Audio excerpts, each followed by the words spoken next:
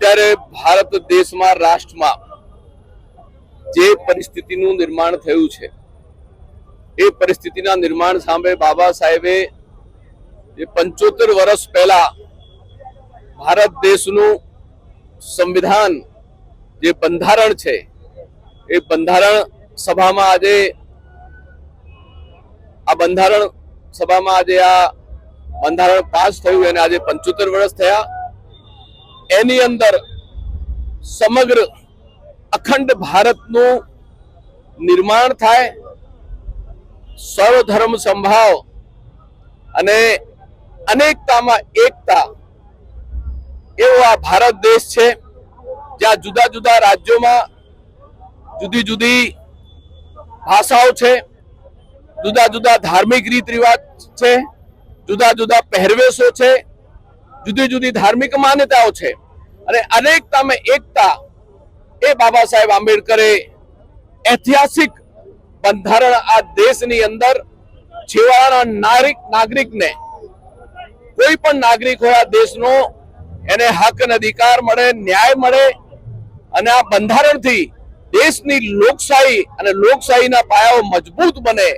હું માનું છું સમગ્ર વિશ્વની અંદર ભારત જેવું બંધારણ જે બાબા સાહેબ આંબેડકરે જે બનાવ્યું છે એ સમગ્ર વિશ્વ જેને નમન કરે છે અને આજે વંચિતોનો, ગરીબોનો, સામાન્ય નાગરિકોનો જે હક અને અધિકાર છે એ આ બાબા સાહેબના બંધારણથી સમગ્ર રાષ્ટ્રમાં કન્યાકુમારીથી કાશ્મીર સુધી આ દેશની 150 કરોડની પ્રજાને એનો લાભ મળી રહ્યા છે અને આના કારણે આજે અખંડ ભારતનું નિર્માણ આપણે કરી શક્યા છે અને એના કારણે આજે એકતા, ભાઈચારો, સદભાવના અને અખંડ ભારત આજે પણ અખંડ છે। આજે જે ઘટનાઓ બની રહી છે એ ખૂબ દુઃખદ ઘટનાઓ છે। મહિલાઓ, બાળકીઓ ઉપર બળાત્કારની ઘટના હોય, ક્યાંક રાજકોટ અને મોરબી જેવી સરકારી દુર્લક્ષતા અને જેને કહેવાય માનવલક્ષી ભૂલના કારણે લોકો ના જીવો ગયા હોય, એવી અનેક બાબતો છે। ખૂની હુમલા થયા હોય, હત્યા થઈ હોય, એ તમામ બાબતોમાં ભારતીય જનતા પાર્ટીનું શાસન નિષ્ફળ ગયું છે। એના આંકડાઓ પણ આપના માધ્યમથી લોકોને મળ્યા છે।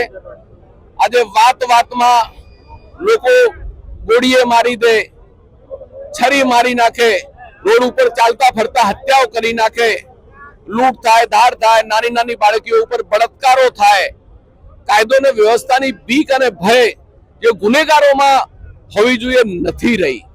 માત્ર તમે સરઘસ કાઢો અને સોશિયલ મીડિયા ઉપર ગુનેગારોના ફોટા વાયરલ કરો, એનાથી ગુનેગારી નથી રોકાવાની।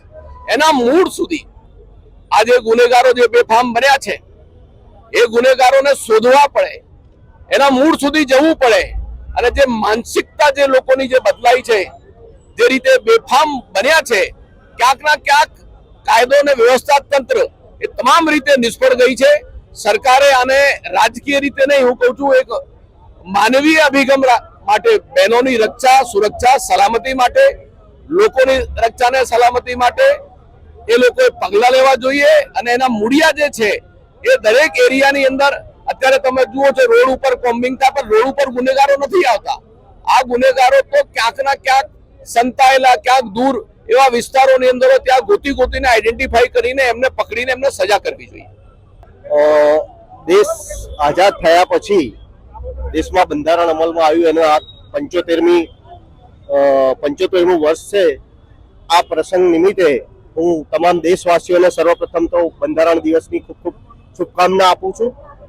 સાથે સાથે કહેવા માંગુ છું કે દેશમાં આજે બંધારણનો અમલ અને બંધારણને માન્ય રાખવામાં જેટલી બેદરકારી અને જે થઈ રહ્યું છે, બહુ જ ખોટું થઈ રહ્યું છે।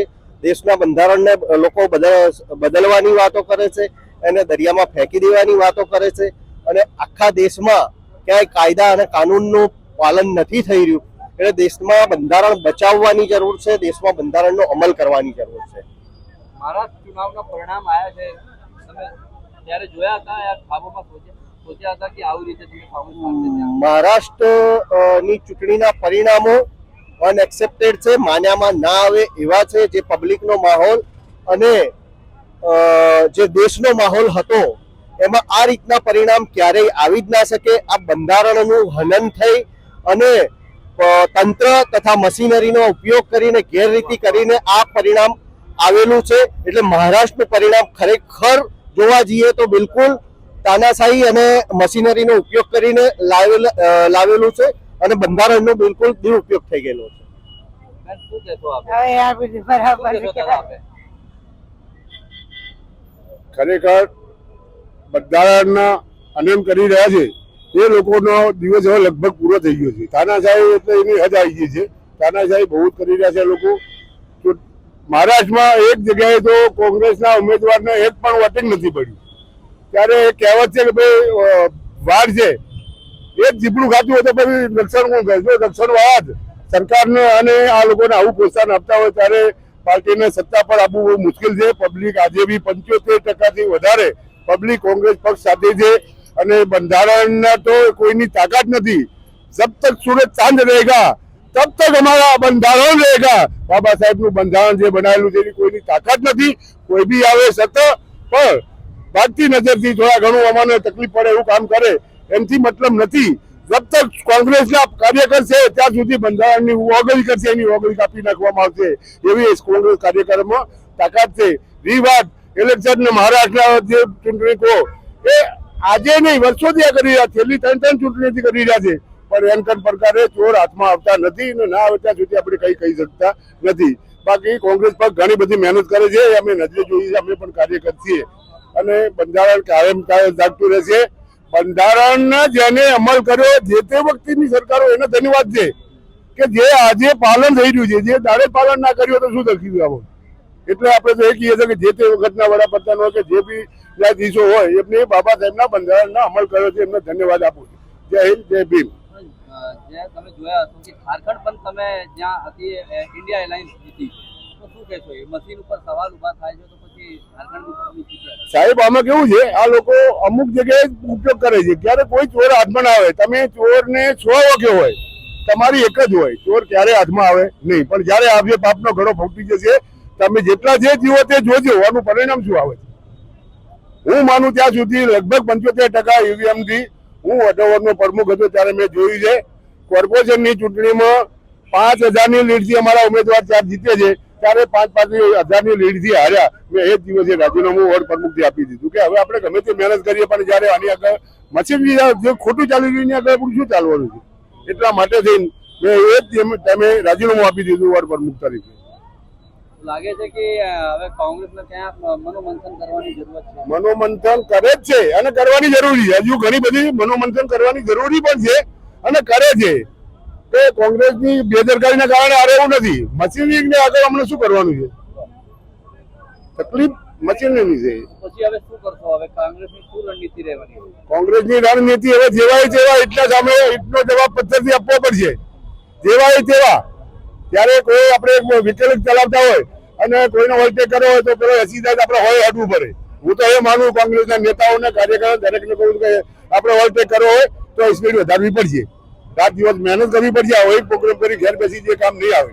ઘેર ઘેર ગલીએ ચાલીએ ફરીને એનો કાર્યક્રમ કરવો પડશે. જ્યાં કામો નથી થતા એ પણ ઉજાગર કરવો પડશે. કામ માટે જઈને ઉજાગર કરવા પડશે, નહીં તો કોંગ્રેસ પક્ષને લાવવા માટે. અને લોકોના કામમાં ધ્યાન આપજો, ઓટોમેટિક કોંગ્રેસને લાવશે. આવું મારું માનવું છે. આપે શું કહેશો? શું હવે કોંગ્રેસના શું મનોમંથન કરવાની જરૂરત છે? કોંગ્રેસે એનું સંગઠન મજબૂત કરવા માટે મનોમંથન કરે જ છે અને કરશે ને સંગઠનને મજબૂત બનાવશે. પણ જે રીતે વાત કરી કે મશીનરી અને ઈવીએમ મશીન અને બીજી બધી સરકારી તંત્રનો ગેરઉપયોગ કરીને આ ચૂંટણીના પરિણામો આવે છે, તો એની સામે કોંગ્રેસે વાધો વિરોધ દર્શાવ્યો છે. ઈવીએમ મશીન પર પણ પ્રશ્નો ઉઠાયા છે અને એના દાવા કરેલા જ છે. એટલે કોંગ્રેસ સંગઠનને તો મજબૂત કરશે, સાથે સાથે આ જે રીતે સત્તાનો દુરુપયોગ કરીને બંધારણનું હનન કરીને અને જે ચૂંટણીના પરિણામો ને એ લોકો તરફી લાવે છે એ બાબતે કોંગ્રેસ સંગઠન ચોક્કસથી મનોમંથન કરી અને એનો વિરોધ પણ નોંધાવશે અને સંગઠનને પણ મજબૂત કરશે.